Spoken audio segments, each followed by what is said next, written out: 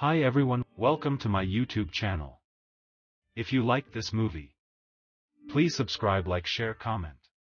Ethiopia is one of the oldest countries in Africa. The emergence of Ethiopian civilization dates back thousands of years. Abyssinia, or rather Ethiopia, was ruled by the Semitic Abyssinians, Habasha, composed mainly of the Amhara Tigray, Guraj Shiwa, and the Cushitic Agau. In the eastern escarpment of the Ethiopian highlands, and more so, the lowlands, was the home of the Harari Harla that founded sultanates such as Ifat and Adal and the Afars. In the central and south were found the ancient Sidama and Semitic Guraj, among others.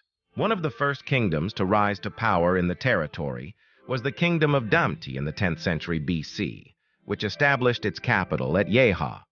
In the 1st century AD, the Aksumite kingdom rose to power in the modern Tigray region with its capital at Axum, and grew into a major power on the Red Sea, subjugating South Arabia and Meroe and its surrounding areas. In the early 4th century, during the reign of Ezana, Christianity was declared the state religion. Ezana's reign is also when the Aksumites first identified themselves as Ethiopians, and not long after, Philostorgius became the first foreign author to call the Aksumites Ethiopians. The Aksumite Empire fell into decline with the rise of Islam in the Arabian Peninsula, which slowly shifted trade away from the Christian Aksum. Citation needed. It eventually became isolated. Its economy slumped, and Aksum's commercial domination of the region ended. The Aksumites gave way to the Zagwe dynasty, who established a new capital at Lalibela before giving way to the Solomonic dynasty in the 13th century. During the early Solomonic period, Ethiopia went through military reforms and imperial expansion that allowed it to dominate the Horn of Africa. The Greek name Ethiopia, from Ethiops, an Ethiopian, is a compound word, later explained as derived from the Greek words atho and ops, Ithio, I burn, plus ops, face. According to the Liddell Scott Jones Greek-English lexicon, the designation properly translates as burnt face in noun form and red-brown in adjectival form. The historian Herodotus used the appellation to denote those parts of Africa south of the Sahara that were then known within the Ecumene, habitable world. The earliest mention of the term is found in the works of Homer, where it is used to refer to two people groups, one in Africa and one in the east, from eastern Turkey to India. In ancient times, the name Ethiopia was primarily used in reference to the modern-day nation of Sudan, which is based in the Upper Nile Valley and is located south of Egypt, also called Kush, and then secondarily in reference to sub-Saharan Africa in general. Reference to the kingdom of Aksum, designated as Ethiopia, only dates as far back as the first half of the 4th century AD. Following the Hellenic and biblical traditions, the Monumentum Adulatanum, a 3rd century inscription belonging to the Aksumite Empire, indicates that Aksum's ruler governed an area that was flanked to the west by the territory of Ethiopia and Sasu. The Aksumite king Ezana eventually conquered Nubia the following century, and the Aksumites thereafter appropriated the designation Ethiopians for their own kingdom. In the Ge'ez version of the Ezana inscription, Ethiopes is equated with the unvocalized Apt, A, and Hashti Habashat, and denotes for the first time the highland inhabitants of Aksum. This new demonym was subsequently rendered as HBS, Ahbash, in Sabayak, and as Habasha in Arabic. In the 15th century Ge'ez Book of Aksum, the name is ascribed to a legendary individual called Ethiopis. He was an extra-biblical son of Cush, son of Ham, said to have founded the city of Aksum. In English, and generally outside of Ethiopia, the country was historically known as Abyssinia. This toponym was derived from the Latinized form of the ancient Habash. Land of Punt Hypothesis main article, Land of Punt. It has been hypothesized that Punt was a kingdom in the Horn of Africa based on archaeological findings of Egyptian mummified baboons in modern-day Ethiopia, and caves in Somaliland dating back to around the time of Punt.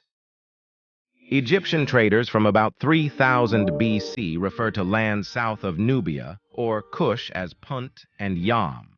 The ancient Egyptians were in possession of Mur, found in Punt, which Richard Pankhurst interprets to indicate trade between the two countries was extant from ancient Egypt's beginnings. Pharaonic records indicate this possession of Mur as early as the 1st and 2nd dynasties, 3100 to 888 BC, which was also a prized product of the Horn of Africa region. Inscriptions and pictorial reliefs also indicate ivory, panther, and other animal skins, myrrh trees, and ostrich feathers from the African coastal belt. And in the 4th Egyptian dynasty, 2789-2767 BC, a Puntite is mentioned to be in the service of the son of Cheops, the builder of the Great Pyramid. J. H. Breasted posited that this early trade relationship could have been realized through overland trade down the Nile and its tributaries, i.e., the Blue Nile and Atbara. The Greek historian and geographer Agatharchides had documented seafaring among the early Egyptians. During the prosperous period of the Old Kingdom, between the 30th and 25th centuries BC, the river routes were kept in order, and Egyptian ships sailed the Red Sea as far as the Mur country. The first known voyage to Punt occurred in the 25th century BC under the reign of Pharaoh Sahure. The most famous expedition to Punt, however, comes during the reign of Queen Hatshepsut, probably around 1495 BC, as the expedition was recorded in detailed reliefs on the Temple of Dir el-Bahri at Thebes. The inscriptions depict a trading group bringing back myrrh trees, sacks of myrrh, elephant tusks, incense, gold, various fragmented wood, and exotic animals.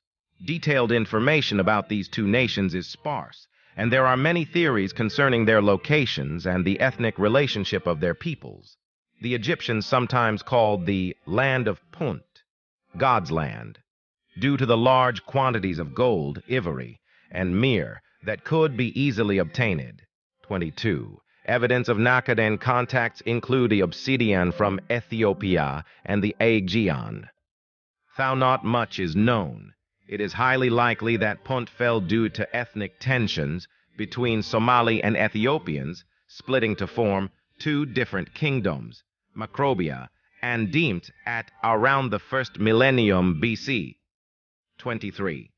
Main article, Dimt aside from the land of Punt, first kingdom that is known to have existed in Ethiopia was the kingdom of Dimt, which rose to power around the year 980 BC.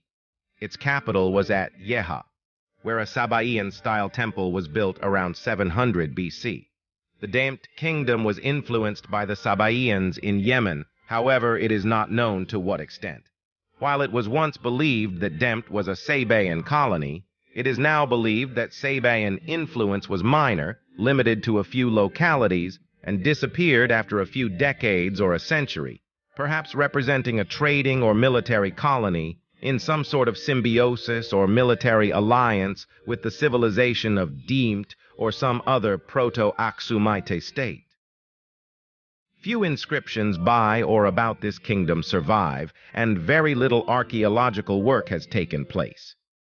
As a result, it is not known whether Dimt ended as a civilization before Aksum's early stages, evolved into the Aksumite state, or was one of the smaller states united in the Aksumite kingdom, possibly around the beginning of the 1st century.